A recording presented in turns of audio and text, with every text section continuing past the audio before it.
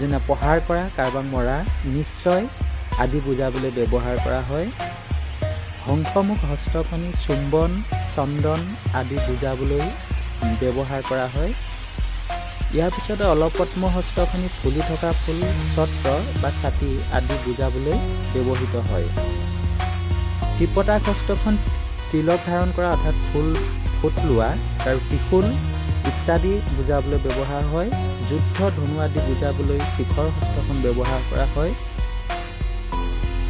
কৰ্তৰীমুখ হস্তখন নয়ন অৰ্থাৎ চক্ষু আৰু চৰণ ইত্যাদিসমূহ বুজাবলৈ ব্যৱহাৰ কৰা হয়।